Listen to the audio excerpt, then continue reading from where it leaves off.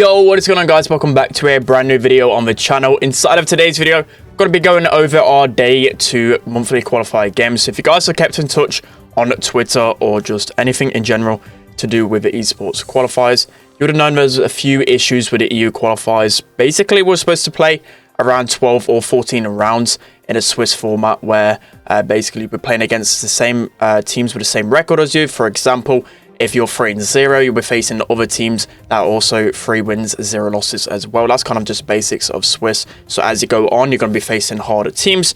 And the first day on Saturday, we only played 3 games because there was a lot of issues with the system. And then day 2 as well, which was yesterday, really got to play 3 games. And we had to shorten the amount of rounds as well for this. So we have to play 3 games today, but we've actually played a few good games yesterday. So just be going over them, just going through the bans which we played and just showing you some competitive gameplay because everyone's missed it. It's been really good fun to take part into this. So yeah, without further ado, let's jump straight into it. All right, guys, going into the first game. This was game number 5. So this team also 4-0, just like us, leading up to this game. I played this game about 16 hours ago from when I was recording it.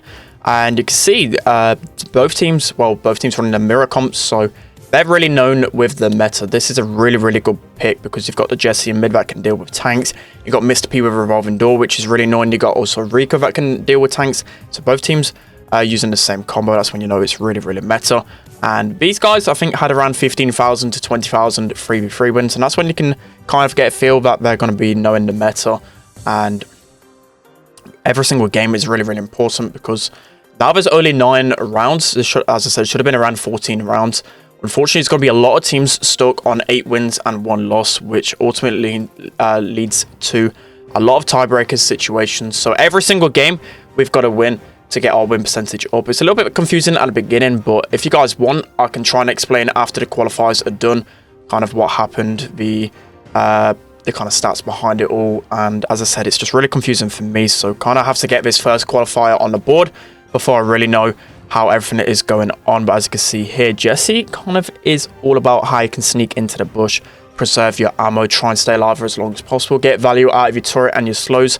I do use slow and heist because everyone, I would say 9 out of 10 pros at least use the slow one, probably even more to be honest, just because it helps slow those 2 people. So you can see I slowed the Jesse, confirmed the kill there, slowed the Rico, push him back, and that slow is just so toxic, allows you to get so many kills in so many different circumstances.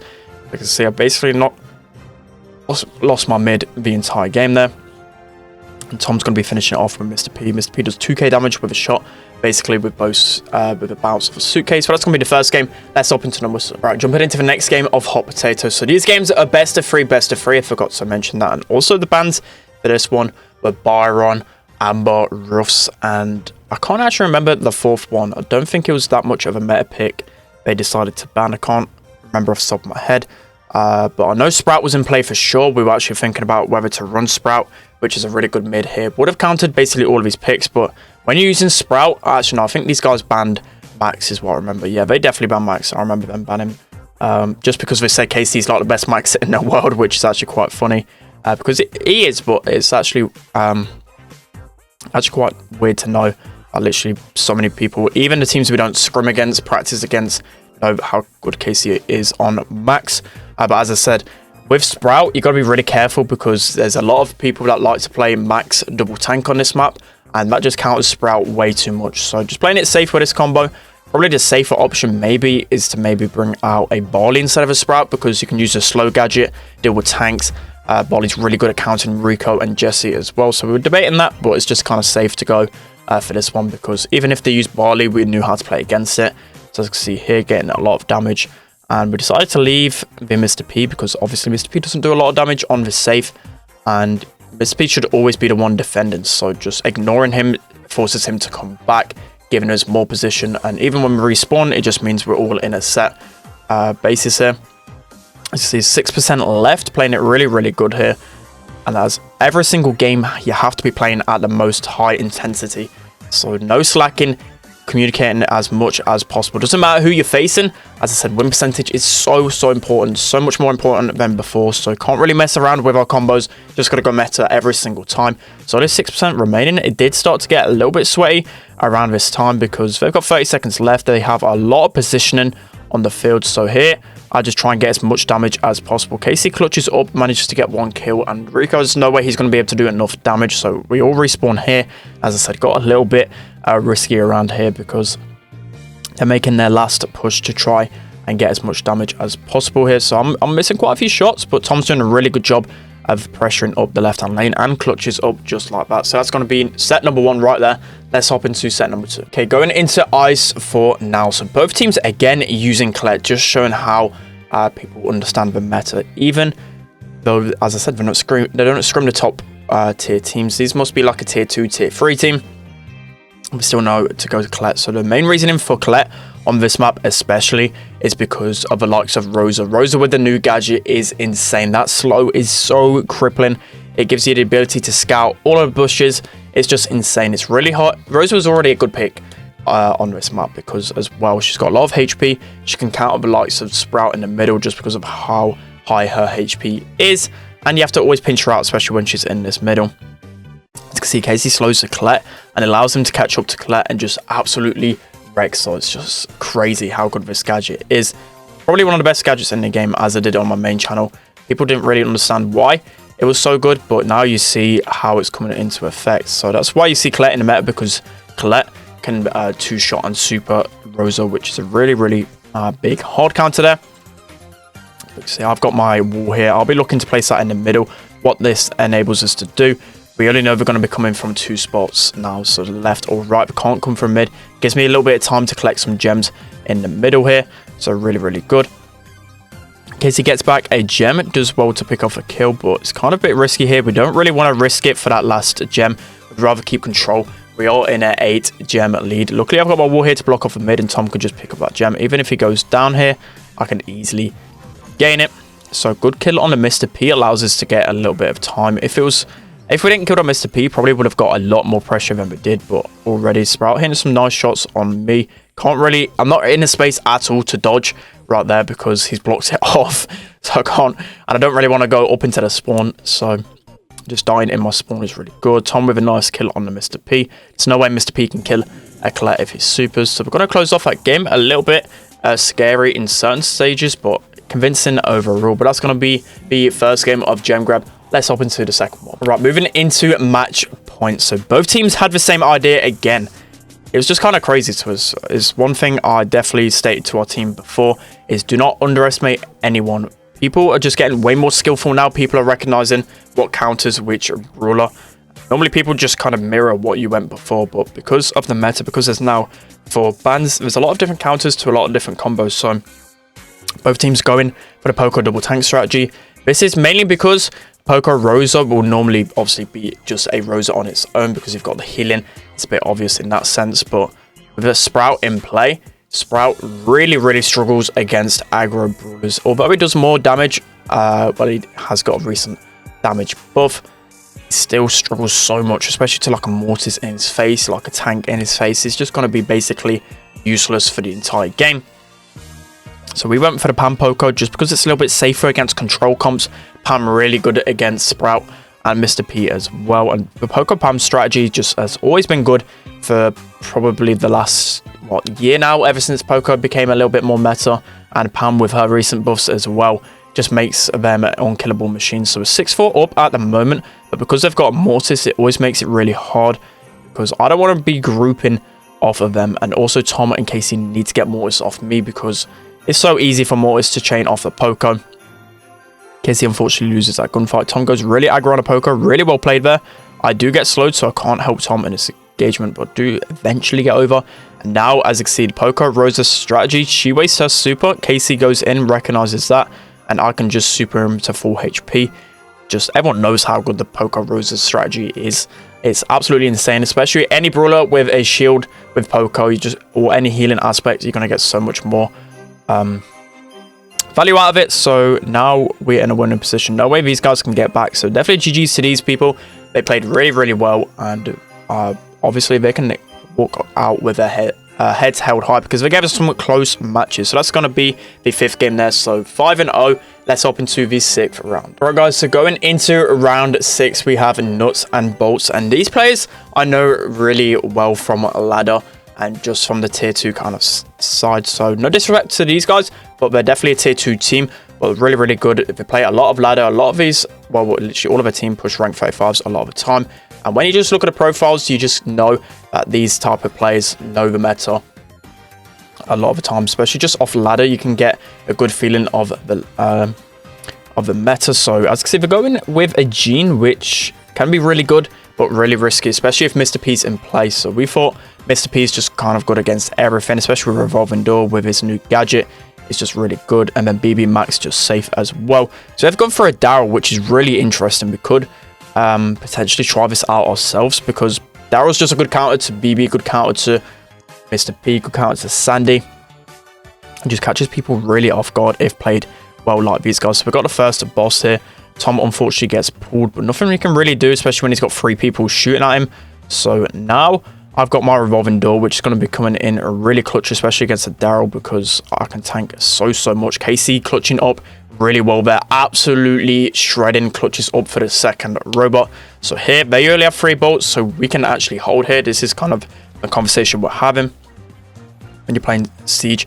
It's all about communicating whether you want to drop the second boss, whether you want to play for last, that kind of thing. So in this situation, they have 3 bolts for the last one, as I said. So we know we can hold and keep positioning. It's always hard to push up against an enemy team on the Siege. So we can go for last really easily. Daryl rolls on Tom here, slams him into the wall, which is really, really good. It allows me to help him really well. Revolving Door on a Gene. It's just basically GG as soon as I get my turret, because Gene's slow reload speed's really going to hurt him in this factor. So we're going to be winning this first game quite convincingly. I think it's mainly due to that Gene pick. Gene can be pretty good in some circumstances, but probably a little bit too risky to bring it off the bat here. So we're going to be winning this first Siege game quite convincingly here against a pretty good team. Let's hop into the second game. Right, guys, going into the second game. Again, I forgot the band. Well, I forgot to say the bands. Of course, it's going to be Byron, Amber, Russ. And then I think the 4th band was Poco, which a bit surprising. Poco is really good in this meta, but probably not a bannable brawler unless you've got, like, if that team's just really good at Poco synergy comps. And we've gone for a Sandy BB Max combo, and they've gone for a Max double tank, which on the front of things, probably Daryl isn't the best tank. Probably could use Jackie, but because they've got so much HP with the Daryl and the BB, their strategy is just going to be trying to collect as many bolts as possible with this combo, and you can keep really good positioning, because it's going to take a long time to pinch tanks down. Max double tank's always been really good. Sandy double tank's been good on this side of things. So as you can see, I've got my super here. I'm using damage because it helps to get a lot of pressure, but with Sandy, of course, Sandy hasn't got a lot of damage, so it's going to be near to impossible to kill a Daryl or a BB. Probably take like 7 shots with a Sandy, probably around that area. As you can see here, they get another boss because of how hard it is to push them back when they've got a robot. But we're in a decent position. We're in a stage now. I believe we do have 7 bolts for the last robot here, which is really, really good. Actually, no, 8 bolts, sorry. So we're in a good position. All we need to do now is defend, but with our combo, not really got too much defense.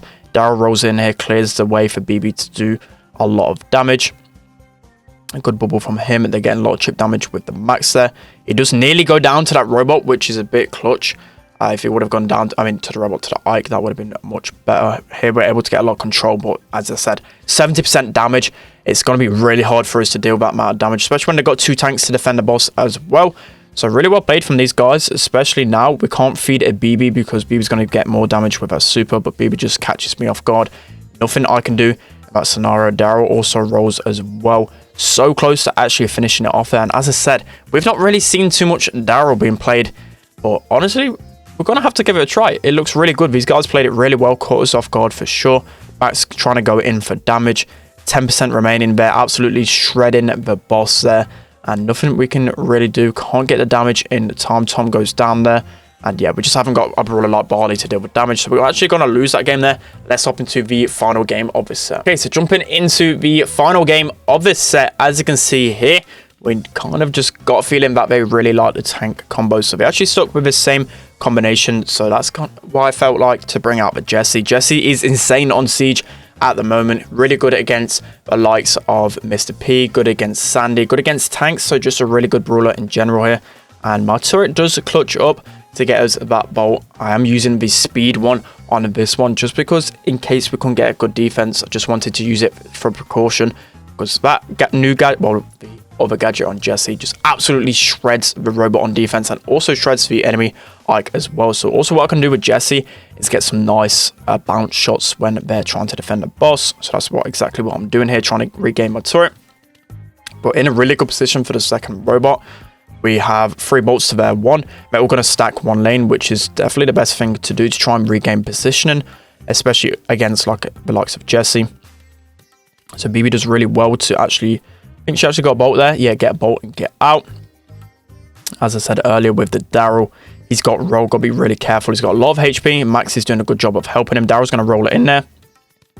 Going to get taken down by Tom. So we're in a good position. They've slowly collected a few bolts to put them in a decent position as well for the last robot. But I think it's 2 bolts to 4 at the moment. So they've definitely got the bolt advantage. 2 isn't a lot when it comes to it, because we've got the robot. We can just sit there, collect a few bolts as they come up. That was a really bad turret placement from me straight away. Didn't actually mean to throw it out there. What I should have done instead, throw it out a little bit deeper so it could actually, well, a little bit more into the Ike so he could actually shoot it. Daryl rolling on me, really well timed there. I had no shots, but Casey playing really well, managing to clutch up 1 bolt there. Tom able to get a bolt as well there. So clutch. And now all we have to do is hold the right hand side, because we're in the bolt lead as long as we've got one side locked down here. Tom just contests for this one and buys us enough time. So really well played from Casey and Tom there. Probably a little bit not as well disciplined from me. Should have kept my distance a little bit more on the Daryl.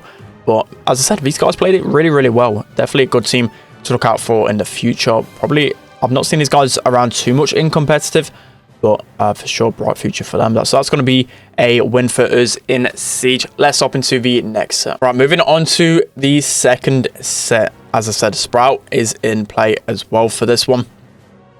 And Sprout just amazing on Canal Grande. So what we've got to done is the double throw at Mr. P, but we really didn't like that idea just because they like tanks. So Max is just really good against tanks, especially because what Max can do, build super off the tanks and just super away, and the tanks just can't catch up. So I've done really good against Tick. Sprout basically counters Tick because of his HP. He can free shot a Tick, so I'm making sure I'm pressuring him on this lane.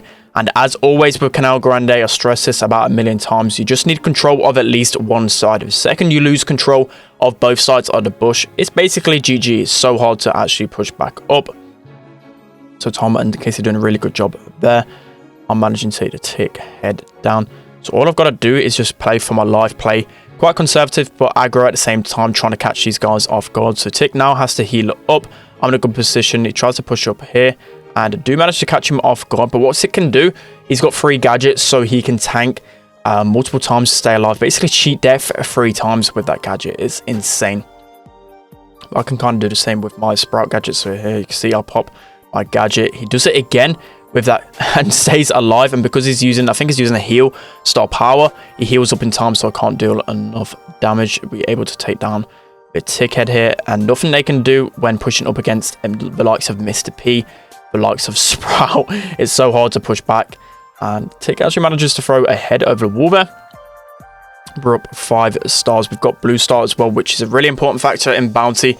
Now in competitive, you've got to constantly communicate who's got the blue star. Casey picking those guys off really well, and now they have to get a full team wipe to actually win the game. So again, Casey playing really, really well as a Max. Absolutely insane Max. I can see why people actually ban Max against us because of how good he is, but we're going to be winning that round quite comfortably there. Really well held control from us. Let's hop into the next game. Right guys, moving into the next game of bounty. So this is match point for us, and again, as you can see, they've used Max double tanks. So just from Siege alone, we kind of got the intel of what these guys like. They like their aggressive combos, and with the Rosa, a solid pick in Canal Grande as well. We're seeing a lot of top tier teams running Rosa. We didn't really want to use it because we're quite comfortable. We know how to play it against the tankier combos. What you got to do, especially against the tanks, is triple stack a lane. The reason we want to do this is because there's no way that Mr. P or Sprout can take a tank on their own. It's all about pinching and keeping control. thing we love about Sprite as well, I can block the middle. This allows us not to get pinched in and keeping that left hand side. So we just got to keep communicating where these guys are at. They're playing it really passive here. They are winning at the moment, so they're probably waiting for us to make a mistake. But I'll play a little bit aggro here, trying to get some intel on where these guys are at. But what I can keep doing is slowly chipping these guys down. This is really bad for them because they're all pretty low. So we're going to go really aggro, try and get control of both sides of the grass here. Probably a bit risky on our side, going for the retake. As I said, normally we just sit on the left-hand side, but kind of recognize that all these guys were low. KC speeding over to the left-hand side. It really well played, because if he would have stayed on the right-hand side, probably would have lost control of the left. So good slow from the Rosa, probably not the best timing, because a lot of times what you want to do with the Rosa gadget, you want to be slowing people down, and when they're slow, that's your time to strike, get in striking distance, close down that gap. When there's a Rosa on you, there's hardly anything that can actually kill her, especially in this meta. So now they have control of the bushes finally, but there's only 20 seconds left, 4 stars up. So what I'm working to do is trying to get my wall, and this will basically clutch up the game, because one shot away from my super here and I just block off the left. Both tanks can't do anything, and now just left for the max to try and kill us all. So really clutch defense from us there.